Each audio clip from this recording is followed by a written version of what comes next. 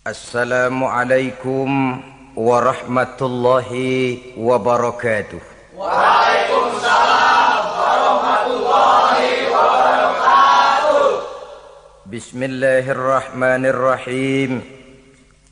Alhamdulillahi rabbil alamin. Wal aqibatu lil muttaqin. Wala udwana illa 'alal zalimin. والصلاة والسلام على أشرف الأنبياء والمرسلين إمام المتقين سيد الغر المحجلين وعلى آله وأصحابه المجاهدين الطاهرين أما بعد. Saudara-saudara kaum muslimin rahimakumullah. Nabi Musa alaihi salam adalah salah seorang nabi yang termasuk di dalam kelompok ulul azmi, 5 di antara yang terbesar. Beliau mendapat gelar kalimullah, artinya rasul yang pernah diajak dialog langsung oleh Allah Subhanahu wa taala. Seperti yang kita maklum bahwa di zaman Nabi Yusuf alaihi salam beliau membawa serta seluruh keluarganya untuk tinggal di Mesir. Maka berkembang biaklah keturunan Bani Israel di tanah Mesir. Sampai di zaman pemerintahan Ramses II yang merasa khawatir dengan semakin banyaknya keturunan Bani Israel di Mesir akan menghancurkan kekuasaan daripada kerajaannya. Ramses II inilah yang kita kenal sebagai Fir'aun di zaman Nabi Musa alaihi salam. Maka terjadilah kemudian kebijaksanaan yang tidak bijaksana.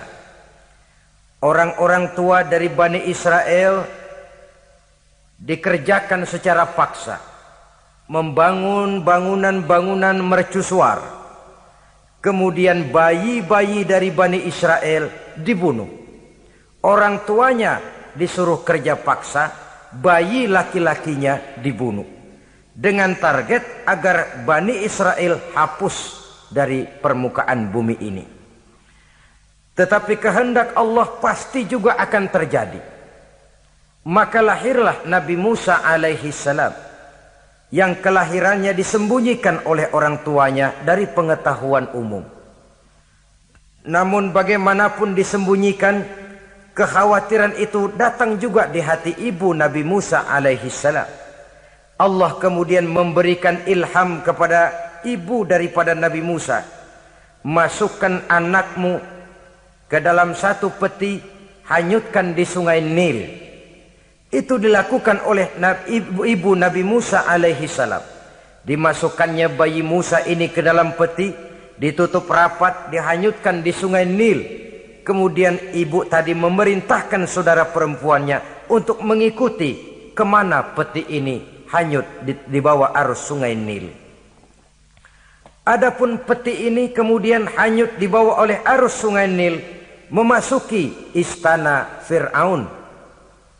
Maka permaisuri atau istri daripada Fir'aun melihat peti hanyut itu, diperintahkan tentaranya untuk mengambil peti tadi. Manakala peti terbuka, berisi seorang bayi laki-laki yang sangat mungil, sangat gembiralah istri daripada Fir'aun. Diusulkannya kepada suaminya agar bayi laki-laki tadi diambil saja, dijadikan sebagai anak angkat, dipelihara dan dibesarkan dalam istana. Fir'aun menerima usul daripada istrinya. Maka sejak saat itu dijaga, dipelihara dan dibesarkanlah Nabi Musa alaihi salam di lingkungan istana Fir'aun laknatullah alaihi. Begitulah ia memasuki masa remajanya, tumbuh sebagai anak angkat daripada Fir'aun dengan segala fasilitas yang serba cukup di dalam istana Fir'aun. Sampai pada masanya di mana ia kemudian menyadari bahwa ia sebenarnya bukan dari keturunan orang-orang Mesir, tapi berasal dari keturunan Bani Israel. Sehingga satu hari ketika ia keluar dari istana, ia bertemu dengan orang yang sedang bertengkar Satu dari keturunan Bani Israel, satu lagi dari orang Mesir. Musa membantu orang Israel ini melerai perkelahian, tapi kemudian Nabi Musa memukul orang Mesir tadi, dan memang hebat, sekali pukul mati. Saudara-saudara, tidak sengaja Nabi Musa itu hanya memukul, memberikan peringatan, tapi mati. Ini disembunyikan oleh Nabi Musa, tapi bagaimanapun disembunyikannya, akhirnya toh tahu. Apalagi Fir'aun sejak awal memang sudah mendapat firasat. Jangan-jangan inilah yang banyak diramalkan oleh dukun-dukunku, ahli nujum di istanaku, bahwa akan lahir seorang anak laki-laki dari keturunan Bani Israel yang akan menghancurkan kekuasaanku, memusnahkan kerajaanku. Jangan-jangan ini orangnya. Sejak hari pertama menemukan bayi Musa, Fir'aun sudah punya firasat ke arah itu. Tapi karena kalah oleh desakan istrinya, maka diterimalah Musa untuk dibesarkan di dalam lingkungan istana. Sehingga akhirnya oleh karena perasaan bersalah ini, Nabi Musa melarikan diri. Melarikan diri dari istana Fir'aun. Setelah nyata-nyata bahwa dia memang keturunan Bani Israel. Melarikan dirilah Nabi Musa alaihi salam keluar dari Mesir menuju negeri Madian. Di dalam pengembaraannya, saudara-saudara, di satu lembah, Nabi Musa ketika itu belum menjadi nabi. Pemuda Musa ketika itu sedang beristirahat. Dari kejauhan dilihatnya orang sedang berdesak-desakan. Rupanya adalah pengembala-pengembala kambing yang akan mengambil air dari dalam sumur. Mereka berdesak-desakan, berebut karena sumur cuma satu, yang ngambil air kelewat banyak. Di antara desakan-desakan orang itu, Nabi Musa melihat dua orang wanita kakak beradik minggir saja, tidak ikut berdesak-desakan. Nabi Musa menghampiri dua wanita tadi. Kamu sedang apa di sini? Kami sebenarnya ingin mengambil air. Kenapa tidak ikut berdesak-desakan? Itulah soalnya. Mereka laki-laki semua, gagah perkasa pula. Kalau kami ikut berdesak-desakan, bagaimana jadinya kami? Biarlah kami mengalah menunggu sampai mereka selesai semuanya, baru kami akan mengambil air. Mengertilah Nabi Musa bahwa wanita kakak beradik ini demikian halus akhlaknya. Gak mau berdesak-desakan sama orang laki. Budi pekertinya sedemikian luhur. Tungguin aja dah, ntar juga beres. Kalau semua udah kan pada minggir, kita nggak pakai berdesak-desakan. Saudara hadirin, menyadari kodrat kewanitaannya, sehingga berdesak-desakan itu saja sudah dianggap bisa mengurangi citranya sebagai wanita. Biar dia ngalah aja, tungguin ntar juga rapi. Bukan malah ikut ngerangsek. Enak nih berdesakan sama orang laki nih, lumayan nih.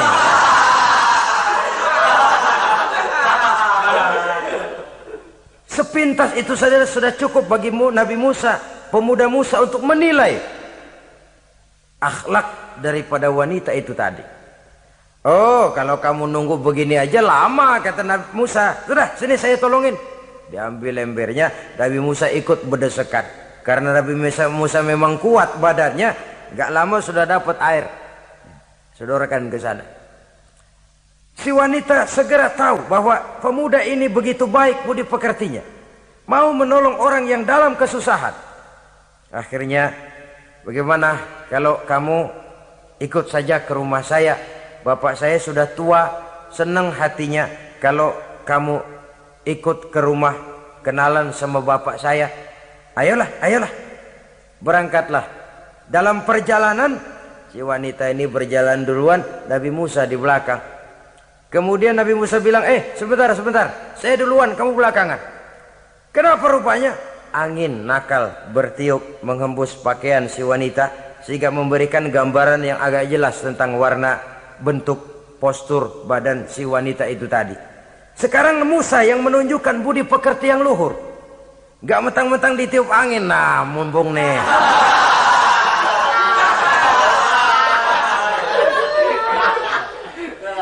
Rezeki nih, kapan lagi nyari yang begini ya? Jadi dua-duanya sudah menunjukkan satu akhlak yang sangat luhur. Dan manakala sampai di rumah si wanita kakak beradik tadi, diceritakanlah halnya bahwa dia ditolong oleh seorang pemuda. Inilah orangnya. Sangat bersukacitalah hati orang tua kedua wanita itu tadi. Lalu usul si wanita tadi, Pak, kita kan di sini banyak punya kambing, nggak ada yang bantuin gembala. Bapak sudah tua. Kalau ini orang kita minta tinggal di sini saja, gimana Pak?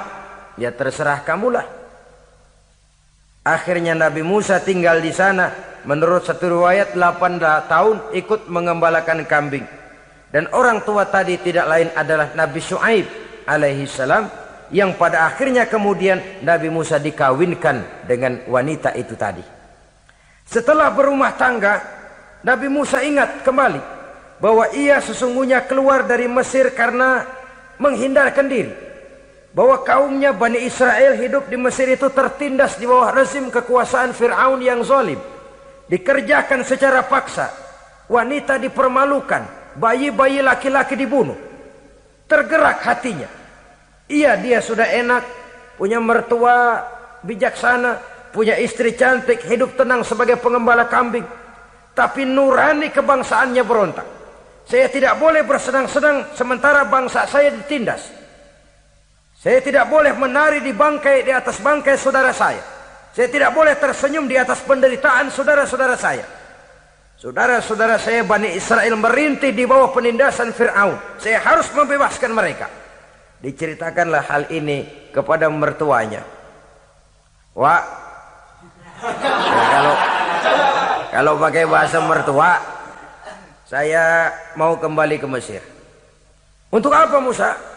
Untuk menyelamatkan saudara-saudara saya Bani Israel yang masih dalam cengkraman kezaliman rezim Fir'aun. Saya harus membebaskan mereka.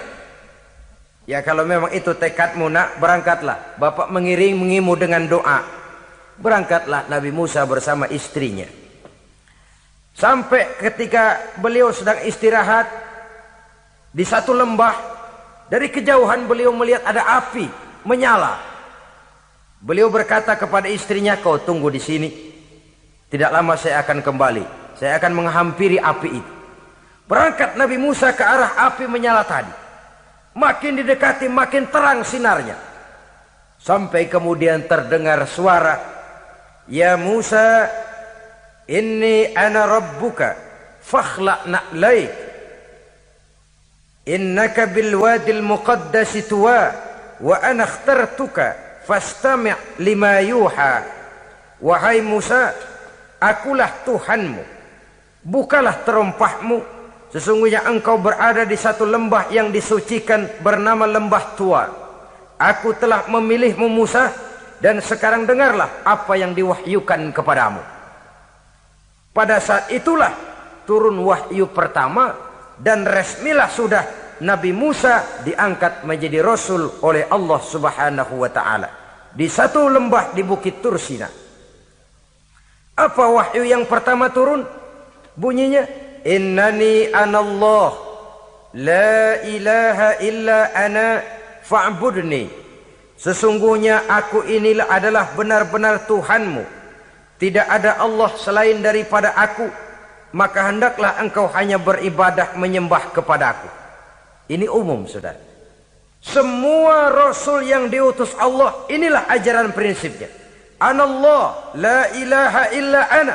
Akulah Allah Tuhanmu. Tidak ada Tuhan lain selain Allah. Semua Rasul membawa ajaran ini. Oleh sebab itu, bukan hanya sekadar percaya kepada Tuhan saja yang penting. Sudahlah, pokoknya kan percaya kepada Tuhan. Iya, Tuhan yang mana?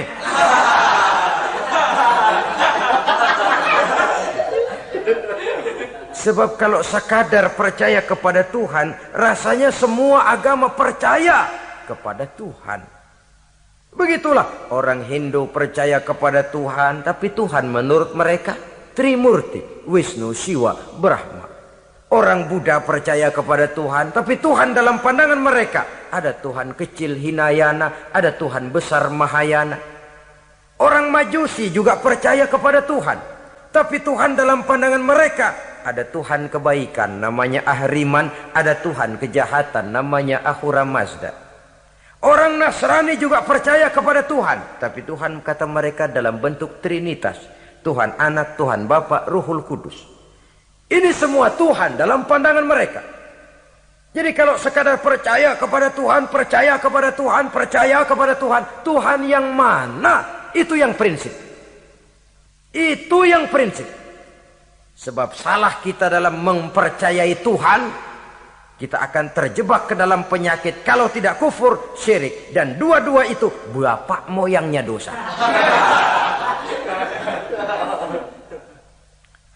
Begitu Islam menyelamatkan kita masyarakat manusia. Ya ayyuhan nasu ubudu rabbakumul ladzi khalaqakum. Hai manusia, Tuhanmu yang perlu kamu sembah itu hanyalah Tuhan yang telah menciptakan kamu. Dan itu tidak lain adalah Allah yang lam yalid wa lam yulad wa lam yakul lahu kufuwan ahad, yang laisa kamitslihi syai'un. Ia tidak beranak, ia tidak diperanakkan, dan ia tidak bisa diserupakan dengan apapun. Dialah Allah itu. Begitu wahyu yang diberikan kepada Adam, kepada Nuh, kepada Ibrahim, kepada Yusuf, bahkan kepada Musa alaihi salam. Innani anallah, la ilaha illa ana fa'budni. Akulah Allah, Tuhanmu.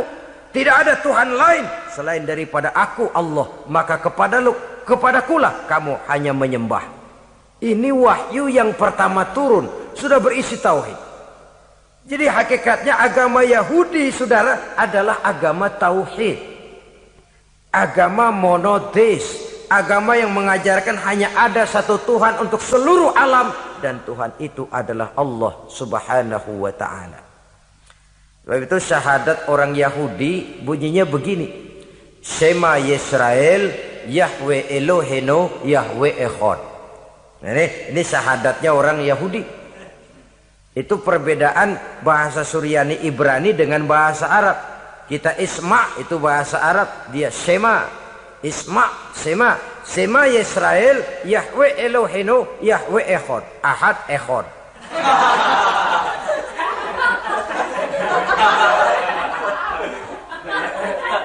Maksudnya jelas. Shema Yisrael, Yahweh Elohenu, Yahweh Echad. Dengarlah hai Israel, Tuhan kita ialah Tuhan yang Esa. Yahweh kata mereka, Tuhan kita ialah Tuhan yang Esa. Esa tunggal, tidak beranak, tidak diperanakan. Kalau masih beranak, masih diperanakan, jangan Esa disebut, sebab dia masih berbilang. Dan maha suci Allah daripada sifat berbilang. Jadi asas dari seluruh misi yang dibawa oleh Rasul yang 25 itu sama. Tauhid inti ajarannya. Setelah tauhid, wa aqimis sholata li dzikri, dan dirikanlah solat untuk mengingat aku. Jadi solat pun diwajibkan kepada Nabi Musa. Cuma teknisnya yang berbeda. Bagaimana solat di zaman Nabi Musa, bagaimana solat di zaman Nabi Sulaiman, bagaimana solat di zaman Nabi Muhammad. Prinsipnya sama, solat. Teknisnya yang berbeda. Di zaman Nabi Sulaiman konon solat itu tidak pakai ruku, tidak pakai sujud, diri saja. Makanya Nabi Sulaiman itu menurut riwayat meninggalnya dalam posisi berdiri. Artinya apa? Dalam keadaan solat beliau itu. Bukan diri ngejedek kayak kita nungguin bus, bukan.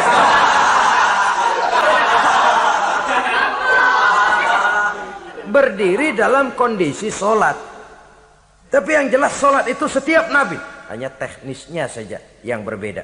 Jadi ini sudah akidah dan syariat.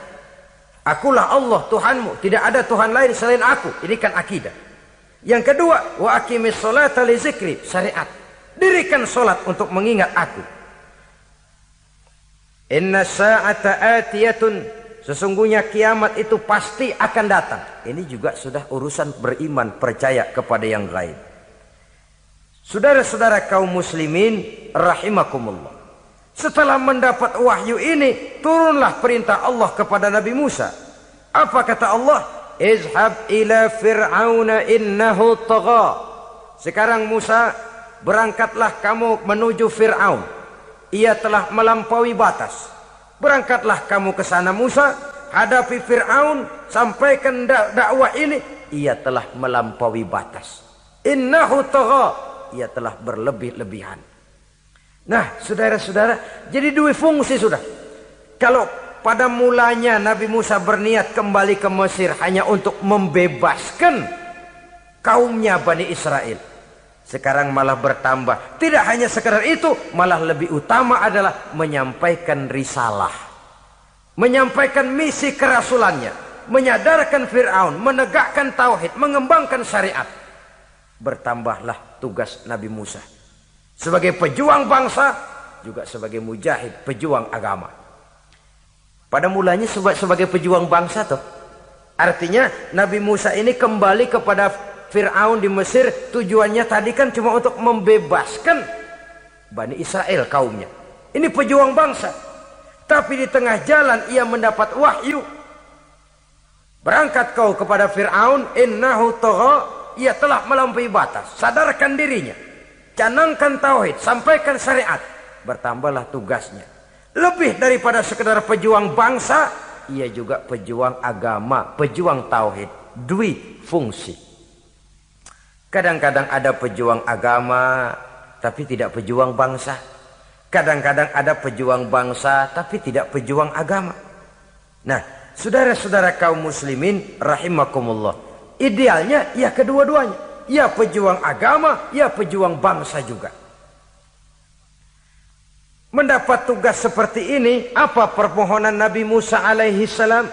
Beliau berkata, qala rabbi shrah li sadri wa yassir li amri wahlul 'uqdatam min lisani yafqahu qawli waj'al li waziran min ahli Haruna akhi usdud biha uzri. Ini permohonan Nabi Musa ketika dilantik menjadi rasul. Diberikan tugas, berangkat kau ke Mesir, sampaikan risalah ini kepada Fir'aun, karena ia telah melampaui batas. Apa permohonan Nabi Musa? Rabbi syrah li sadri, ya Allah, lapangkan hati saya. Wa yassir li amri, mudahkan urusan saya. Wahlul 'uqdatam min lisani, buka kebekuan lidah saya. Yafqahu qawli, sehingga mereka mengerti apa yang akan saya bicarakan. Ini kondisi dasar. Memulai satu perjuangan dengan persiapan dasar. Apa permohonan pertama? Isyrah li sadri, lapangkan jiwa saya. Menghadapi musuh dengan jiwa yang lapang itu penting. So, kalau kita menghadapi musuh dengan jiwa yang sempit, kita sudah kalah sebelum perang. Menghadapi musuh dengan jiwa yang lapang, artinya masih berharap kalau dia mau mengikuti ajaran ini. Jadi pada tahap pertama itu datang bukan sebagai orang yang mau membasmi, tapi sebagai orang yang mau menyelamatkan. Ini perlu jiwa yang lapang. Sebab dakwah Nabi Musa itu kan pertama menyadarkan Fir'aun dulu. Nanti akan kita lihat setelah disadarkan dengan kata-kata, tidak kena juga dengan bukti berupa mukjizat. Masih bandel juga. Musa mohon supaya dikirim bencana. Masih nggak mempan juga, habis dah urusan. Jadi ada tahapan sesuai dengan kemungkinan Fir'aun bisa menerima. Sama juga bayi itu kan kalau baru lahir ke dunia, brol, kasih susu emaknya dulu. Gedean dikit, bubur. Gedean lagi, nasi ulek dah. Udah gede betul, nasi. Udah gede banget, jengkol jijelin.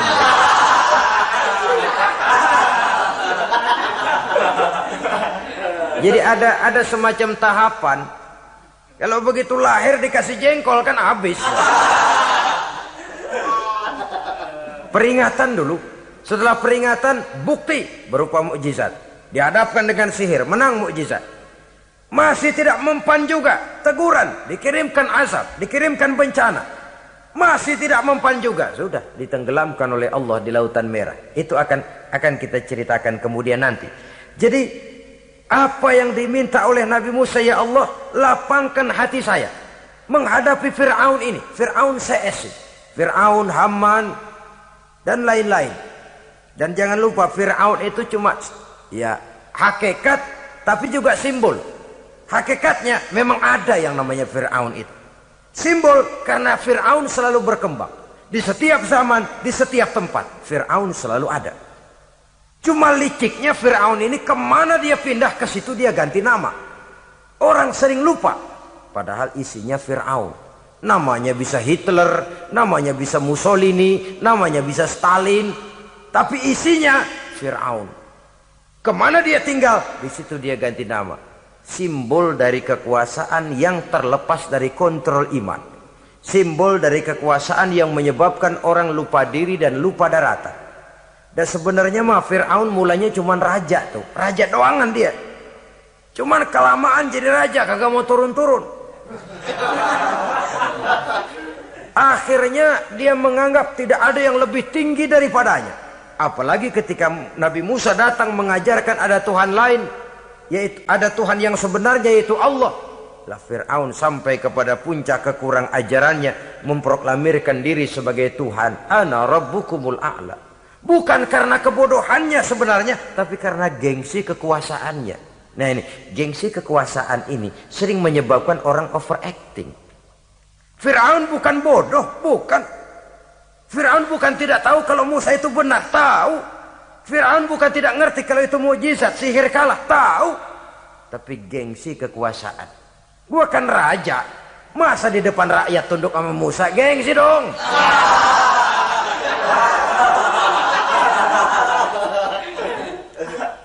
Cobalah lihat, gengsi kekuasaan sering membuat orang mau menginjak-injak kebenaran, mau membohongi hati nuraninya sendiri, mau membohongi kolbinya, hatinya. Padahal itu sudah, orang kalau sudah hatinya sendiri dibohongin, apalagi orang lain, sudah manusia paling kejam itu. Cuma karena gengsi kekuasaan saja. Gengsi kekuasaan kadang menganggap remeh kecil Nabi Musa, kadang merasa besar di depan rakyatnya, tiba-tiba harus tunduk kepada dakwah Musa. Ntar dulu, ada apa sama Musa, dia kanyut, gue yang ngangkat. Iya toh, peristiwa di Sungai Nil itu. Karena aku yang nyelamatin, aku yang besarkan dia di istanaku. Gengsi kekuasaan sering menyebabkan orang overacting. Bukan karena kebodohannya, dia tahu itu benar, tapi dia berat untuk mengikutinya. Kenapa? Gengsi kekuasaan. Inilah watak Fir'aun. Oleh sebab itu Nabi Musa minta, ya Allah, lapangkan hati saya menghadapi orang kayak Fir'aun ini. Wa yassirli amri, dan mudahkan urusan saya. Ini orang berjuang itu, saudara, setelah segala taktik dan strategi dibicarakan, segala persiapan fisik disiapkan, jangan lupa wa yassirli amri, ya Allah, mudahkan urusan saya. Sebab sepanjang yang bisa kita lakukan hanyalah berusaha dan berusaha. Kepastian, ketentuan, hak prerogatif daripada Allah Azza wa Jalla. Kalau Allah memberikan kemudahan, satu dunia orang mau menghadang, no problem. Kalau Allah sudah memberikan kemudahan, satu dunia orang mau mendatangkan kesulitan, gak ada gunanya.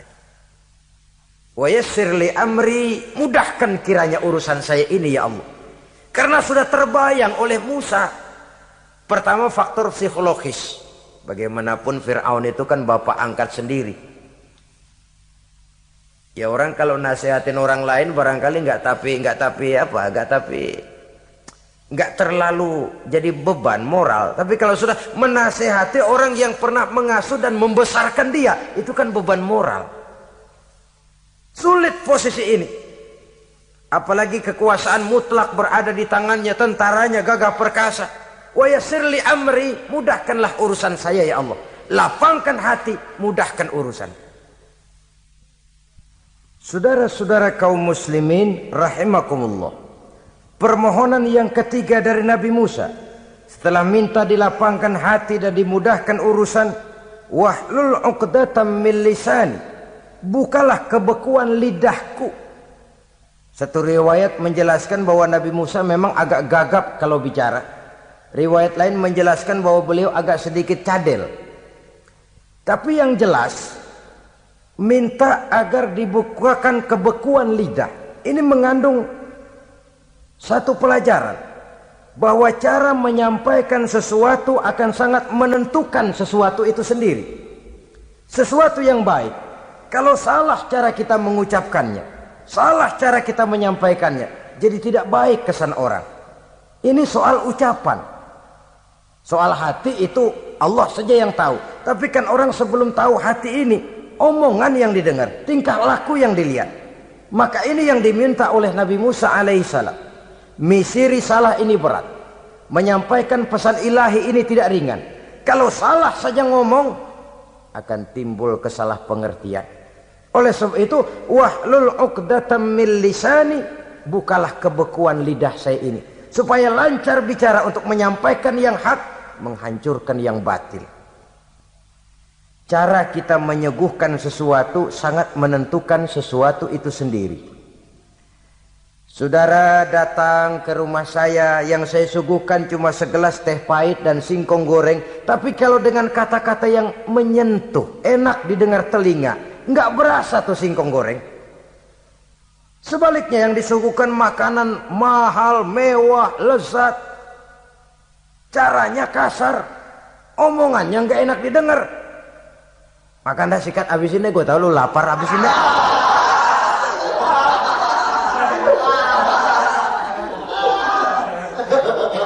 Rasanya biar lapar juga nahan juga gitu. Apa itu? Bukan makanannya yang tidak enak, bukan kita nggak doyan, bukan caranya itu loh, caranya. Nah, Islam ini agama yang baik. Kalau disampaikan dengan kata yang tidak baik, akan timbul, oh Islam kok gitu ya. Nah ini yang tidak diinginkan oleh Nabi Musa. Wahlul 'uqdatam min lisani. Kita begitulah dalam kehidupan ini, kadang mendengar satu ceramah bisa berurai air mata, bisa histeris, bisa gembira. Kenapa? Kepandaian orang menyampaikannya. Bicara dia 2-3 jam, rasanya baru 5 menit, baru sebentar kok, tahu-tahu sudah selesai. Ada yang udah setengah jam, baru seperempat jam ngomong, udah rasanya udah kayak 3 jam.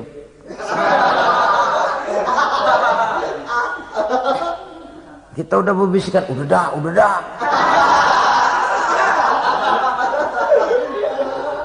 Wahlul 'uqdatam min lisani. Targetnya apa? Yafqahu qauli, agar mereka memahami. Tentu lawannya agar mereka tidak salah mengerti, agar mereka tidak salah paham. Sebab kalau misi ini diterima dengan salah paham, dakwah tidak nyambung. Maka ini doa banyak dibaca, diamalkan oleh orang-orang mimbar yang sering pidato. Lapang hati melihat kerumunan orang banyak, tapi nggak dak-dikduk, nggak kena demam mimbar. Udara dingin tapi keringat, baju basah. Saudara hadirin yang saya hormati, lalu permohonan yang selanjutnya daripada Nabi Musa alaihi salam, waj'al li waziran min ahli, dan jadikanlah bagiku seorang pembantu dari keluargaku. Siapa? Harun akhi, dia tidak lain adalah saudaraku Harun. Usdud biha uzri, akan saya limpahkan kepadanya segala beban-beban yang saya derita. Artinya orang berjuang perlu teman, nggak bisa sendirian.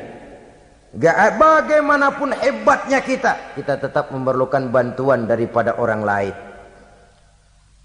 Sendiri memang lebih baik daripada berteman orang jahat.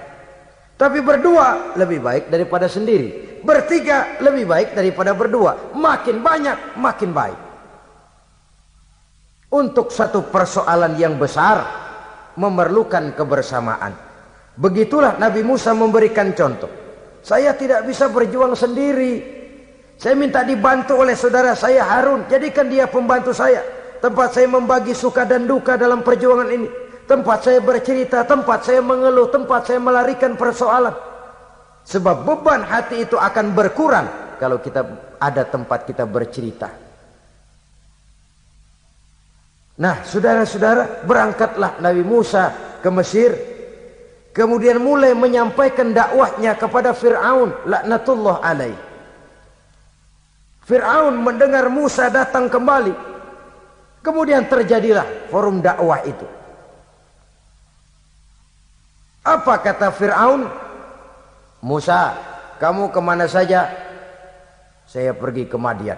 Apa yang kamu lakukan? Begini, begini, begitu. Kamu melarikan diri? Pada mulanya iya. Dan sekarang apa maksud kamu datang kembali ke Mesir? Semula saya ingin membebaskan kaum saya Bani Israel. Lalu saya kemudian menerima wahyu dari Allah.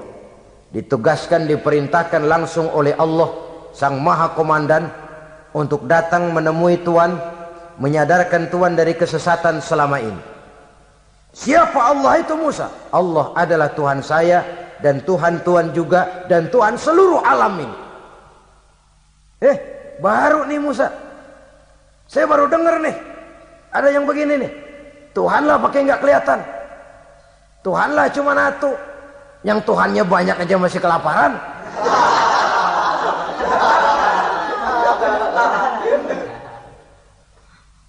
Di mana Tuhan? Tuhan saya bersemayam di aras, tempat yang sangat tinggi.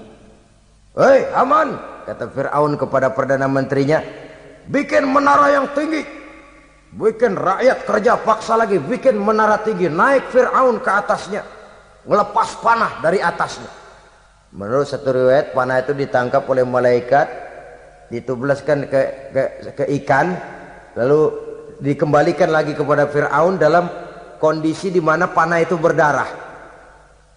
Dia tangkap lagi oleh Fir'aun, turun ke bawah, pidato di depan rakyatnya. Liatin, Tuhan Musa udah saya panah nih. Mati.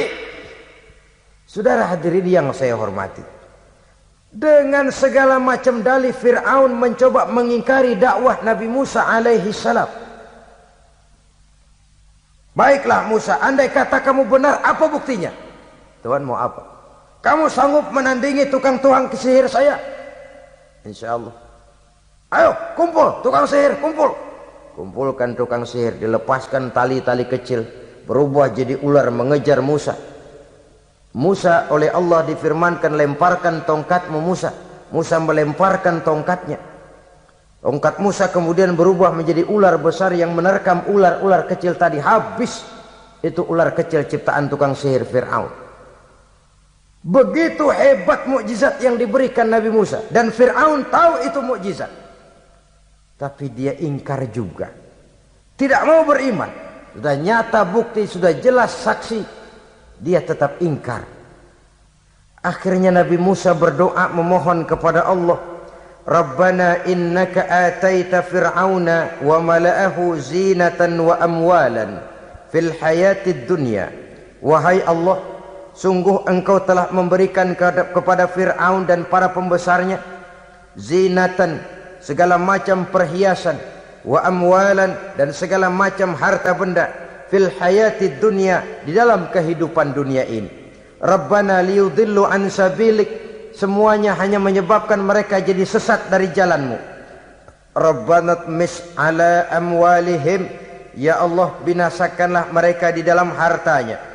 Wasdud ala qulubihim, tutuplah pintu hatinya. Fala yu'minu hatta yarawul azabal alim, mereka tidak akan beriman sampai mereka melihat azab yang sangat pedih. Sudah dibuktikan dakwah baik-baik tidak mempan, bukti berupa mukjizat tidak kena, sampai dikirimkan teguran berupa berbagai macam bencana masih tidak juga beriman. Akhirnya Nabi Musa memutuskan, kalau begitu menyelamatkan kaum dululah.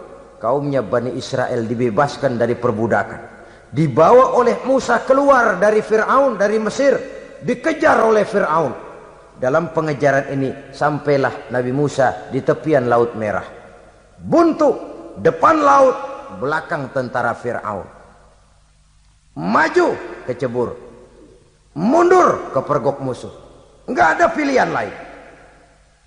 Dalam kondisi seperti ini, Allah Subhanahu wa ta'ala berfirman kepada Musa, lemparkan tongkatmu ke laut, hai Musa.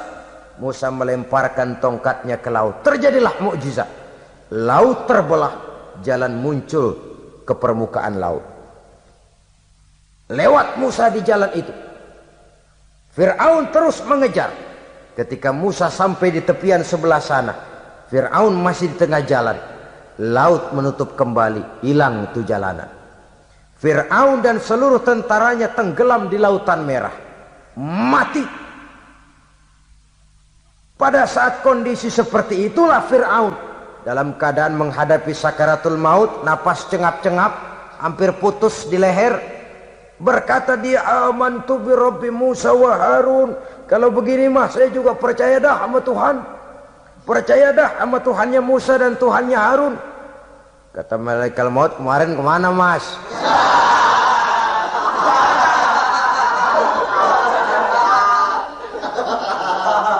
Sudah gini hari baru mau percaya, terlambat. Terlambat. Akhirnya Fir'aun mati. Mati, tapi badannya utuh. Allah berjanji, wa kadzalika nunajjika bi badanika litakuna liman khalfaka ayah. Kami selamatkan badanmu Fir'aun agar menjadi pelajaran bagi orang-orang sesudah kamu nanti. Fir'aun mati, tapi badannya selamat terdampar di tepi pantai. Oleh rakyat Mesir, wah ini raja kita nih. Raja kita, ketemu. Hidup, mati.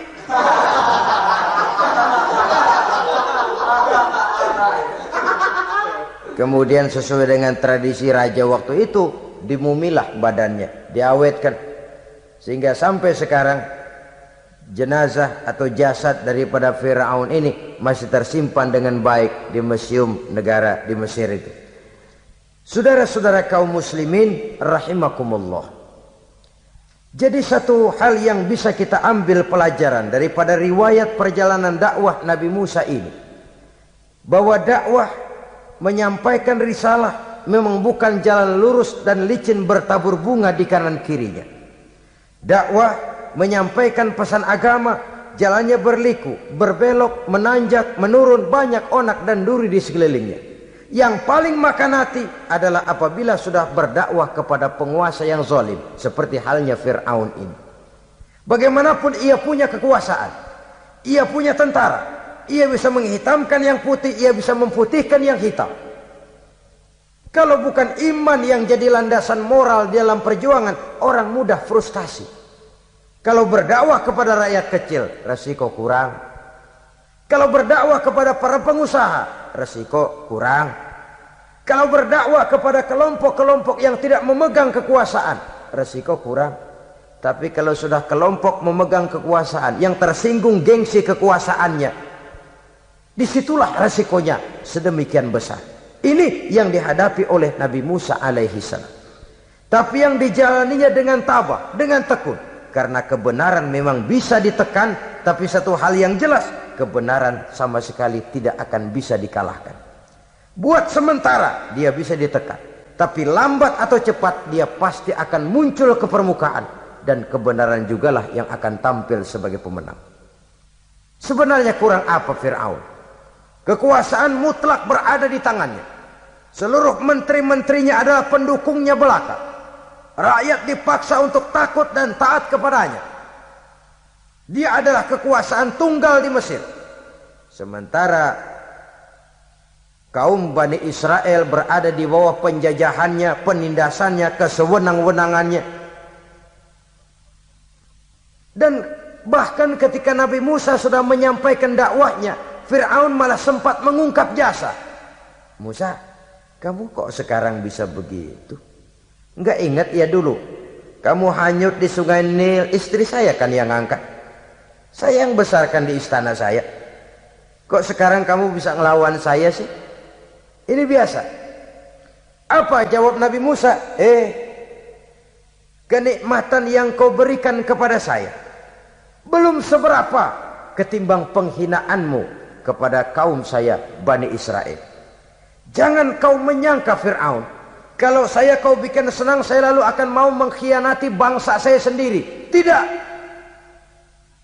Sama sekali kesenangan yang kau berikan kepada saya tidak akan menutup mata saya dari kondisi yang dihadapi oleh kaum saya, oleh umat saya.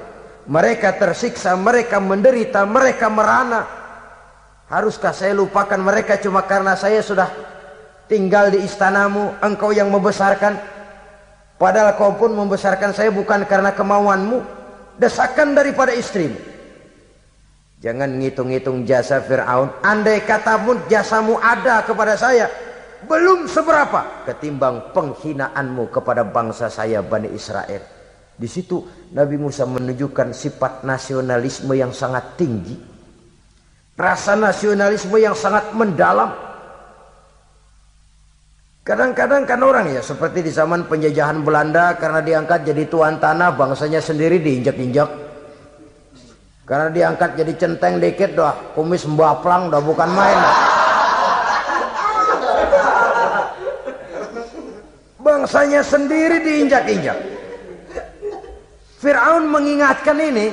Kalau cara kita, lo gede di sini, makan di sini, segala macam di sini dah. Masa lupa kacang sama kulitnya?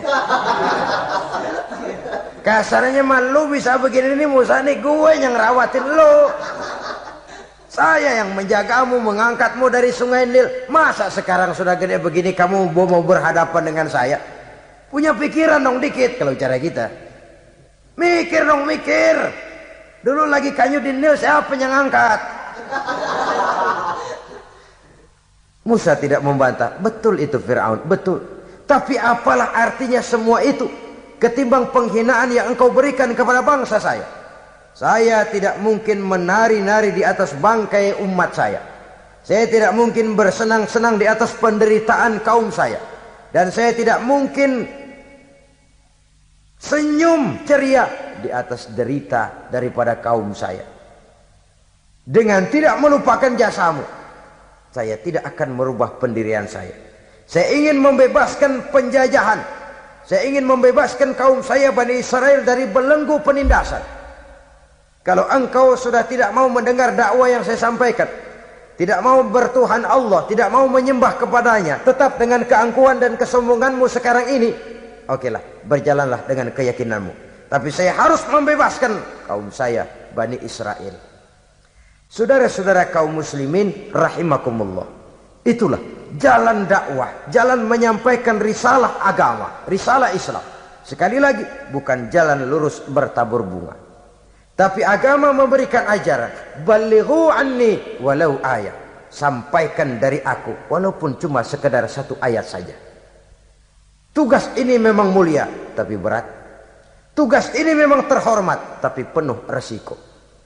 Ya kalau menyampaikan asal sekedar menyampaikan, sudahlah, pokoknya nyampein, percaya syukur kagak, udah dah. Bukan cuma sekadar itu. Ada semacam tanggung jawab moral. Maka kondisi dasar yang dilakukan oleh Nabi Musa, permohonan yang tadi itu, ya Allah, lapangkan hati saya. Jalan ini penuh onak dan duri, berliku, menanjak, menurun. Banyak halangan, tentangan, rintangan dan fitnahan. Kemudian mudahkan urusan saya. Menentang kekuasaan Fir'aun bukan perkara ringan. Bukan urusan main-main. Menentang raja yang sedang berkuasa, kekuasaannya mutlak, otoriter pula, diktator murni Fir'aun itu. Mudahkan urusan saya menghadapi jalan ini ya Allah. Karena tidak mungkin menurut otak. Mana bisa kata kebiasaan, impossible kata rasio. Kalau Allah mau memudahkan, semua jalan akan terbuka dengan mudah. Tapi kalau Allah yang mempersulit, bagaimanapun matangnya perhitungan strategi, taktik, rencana, program, planning, kalau Allah mempersulit, jalan itu akan jadi buntu jadinya. Oleh sebab itu maka persiapan zahir harus diimbangi dengan persiapan batin. Untuk menegakkan sesuatu yang hak, menghancurkan sesuatu yang batil, sebagaimana yang dilakukan oleh Nabi Musa alaihi salam ini. Dan segala macam tantangan dihadapi oleh Nabi Musa. Kau menyampaikan risalah bahwa engkau Rasul? Ya. Kau punya bukti? Siap. Apa buktimu? Ini, tongkat dilempar jadi ular, tangannya dimasukkan ke saku baju, lalu dikeluarkan bersinar gemerlapan, lebih sinar dari lampu merkuri. Sampai Fir'aun silau dibuatnya berasa. Sudah Musa, sudah, masukkan tanganmu lagi, masukkan tanganmu lagi. Dia tahu, dia sadar itu bukan sihir, tapi lagi-lagi gengsi kekuasaannya.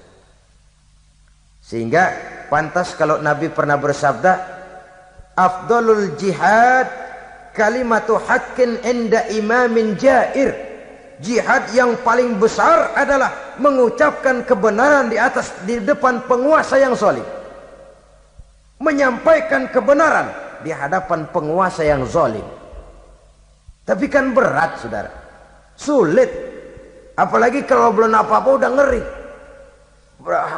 Udah jangan dah.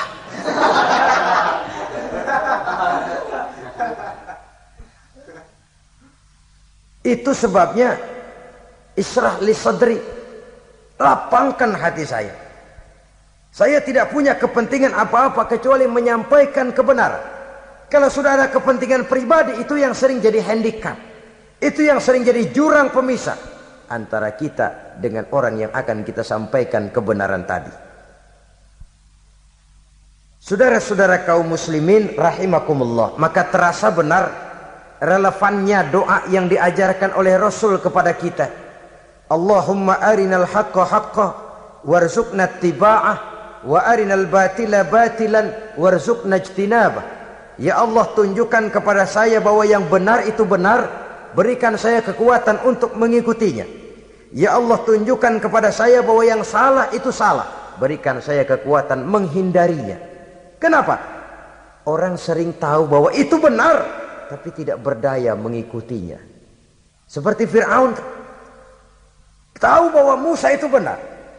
Abu Jahal, Abu Lahab juga tahu bahwa Nabi Muhammad itu benar. Abrahat juga tahu bahwa Nabi Ibrahim itu benar. Namrus juga tahu Ibrahim itu benar. Tapi mereka tidak berdaya mengikuti kebenaran karena gengsi kekuasaannya. Kadang kita tahu bahwa itu salah itu. Tapi karena dilakukan oleh orang yang punya kekuasaan, kita lalu tidak berdaya menghindarinya, malah terjebak ikut-ikutan salah, lalu menghibur-hibur diri. Sudahlah, tak ada gading yang tak retak. Bukankah dengan demikian kita sudah melegimitir kesalahan? Tahu bahwa itu benar dan mampu mengikutinya, itu nikmat. Tapi tahu itu benar namun tidak berdaya mengikutinya, itu mendatangkan siksaan batin. Tahu itu salah dan mampu menegur, itu nikmat. Tahu bahwa itu salah tapi larut ikut salah, nimbrung dalam kesalahan, itu mendatangkan tekanan batin. Jadi tahu kebenaran itu penting, tapi terketuk hati mengikuti kebenaran itu jauh lebih penting. Semua kita tahu Islam itu benar, tapi semua yang tahu Islam itu benar maukah mengikuti ajaran Islam? Tidak. Semua orang tahu kalau judi itu batil. Hatta penjudi yang paling kakap pun mesti tahu kalau itu batil, itu tidak baik. Tapi dia tidak berdaya untuk menghindarkannya, terjebak ke dalam penyakit itu tadi.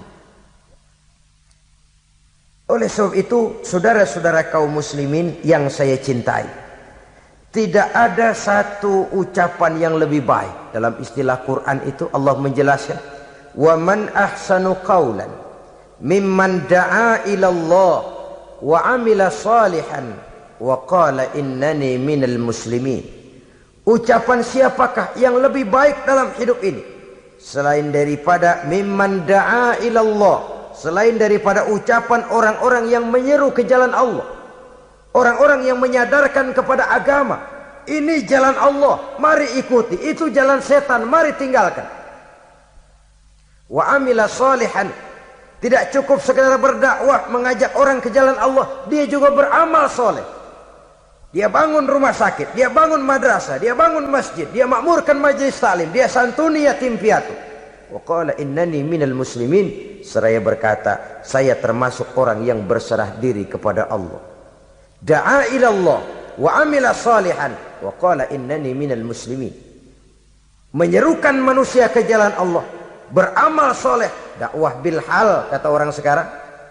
Kemudian mereka pada akhirnya berkata, kami adalah sekelompok orang-orang yang sudah berserah diri kepada Allah. Segalanya diserahkan kepada Allah. Lahirlah kedamaian rohani, ketegaran pribadi, ketentraman batin di dalam dia melaksanakan tugasnya. Kalau tidak, maka nanti ya tuh orang kan gua ajak baik-baik nyuruh sembahyang, ngapa gua dimusuhin? Dipikirin, kurus dah. ampek gaya deh. Makan hati.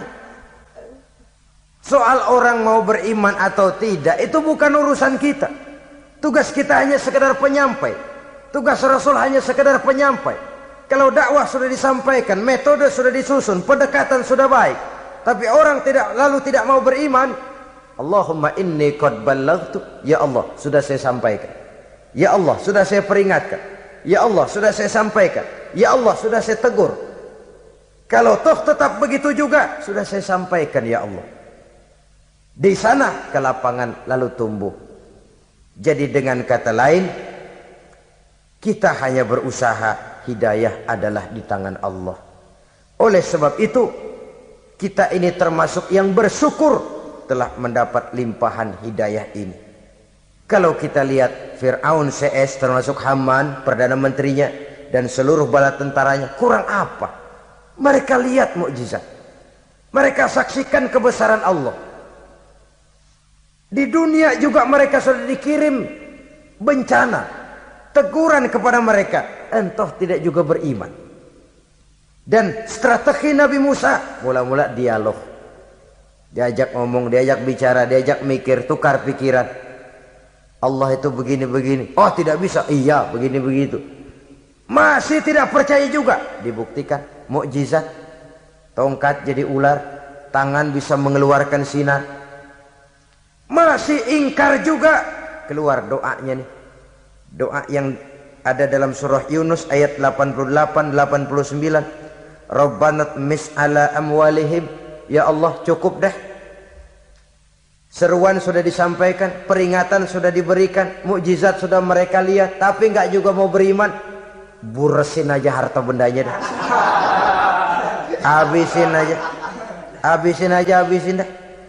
Dikasih perhiasan kehidupan dunia. Innaka ataita fir'auna wa mala'ahu zinatan wa amwalan. Dikasih harta, kesenangan dunia, bikin sesat. Habisin aja dah. Wasdud ala qulubihim, hatinya empat dah. Udah dipatri, udah nggak mempan apa-apa. Sudahlah ya Allah. Wala yu'minu hatta yaraul azabal alim. Rasanya mereka memang nggak bakalan mau beriman kalau belum melihat azab yang sangat pedih. Dan memang setelah timbul tenggelam, napas mau sekarat, baru beriman. Terlambatlah sudah. Nah, saudara-saudara kaum muslimin rahimakumullah, bagaimana akhir daripada perjalanan Nabi Musa ini, insya Allah akan kita bicarakan pada pertemuan berikutnya. Terima kasih atas perhatian saudara. Mohon maaf atas segala kekurangan. Wassalamualaikum warahmatullahi wabarakatuh. Waalaikumsalam.